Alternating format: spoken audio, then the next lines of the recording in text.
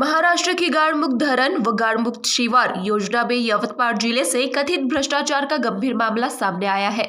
महाराष्ट्र नवनिर्माण विद्यार्थी सेना के अध्यक्ष अभिजीत नानवटकर ने जिलाधिकारी को ज्ञापन सौंपकर उच्च स्तरीय जांच और दोषियों पर आपराधिक कार्रवाई की मांग की है।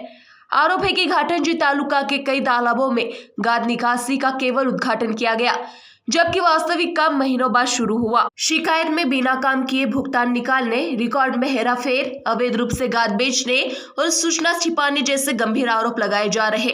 मामले में drone survey, geo tag record, भुगतान दस्तावेज और लाभार्थी सूची की जांच की मांग की गई है।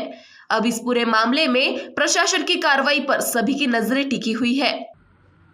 गाळ मुक्त धरण व गाळयुक्त शिवार या महाराष्ट्र शासनाच्या योजनेअंतर्गत यवतमाळ जिल्ह्यातील बहुतांश तलावाचा गाळ काढण्याचा प्रोग्राम हा मृद व जलसंधारण विभागाने हाती घेतला। यामध्ये टेंडरही काढण्यात आले। संबंधित संस्थेला या कामाचे टेंडर देण्यात आले। या संस्थेंनी यवतमाळ जिल्ह्यातील बहुतांश तलावातील गाळ हा शेतकऱ्यांना न देता ज्या गावातील वीटभट्टी मालकांना परस्पर विकलेला आहे। त्याचबरोबर याबाबत आमच्याकडे तक्रारी सुद्धा आहेत आणि मृद व जलसंधारण विभागांच्या अधिकाऱ्यांना याबाबत विचारणा केल्या असता त्यांनी उडवाउडीची उत्तर आम्हाला दिलेली आहेत।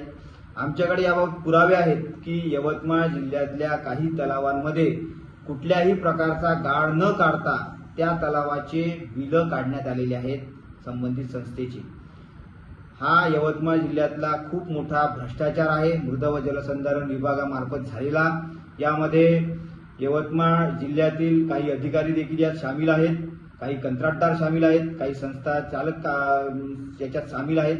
याबाबत आम्ही लवकरच मुख्यमंत्री साहेबांची भेट घेऊन हा सर्व प्रकार त्यांच्या कानावर टाकणारच आहोत आणि याबाबत आज आम्ही जिल्हाधिकारी यांना निवेदनही दिलेले आहेत की आपण लवकरात लवकर याबाबत चौकशी करण्यात यावी। संबंधित तलावाची गाळ उपसा केलेला आहे की नाही याबाबत चौकशी करावी आणि आमची अपेक्षा आहे की जिल्हाधिकारी साहेब याबाबत लवकरच पावलं उचलतील।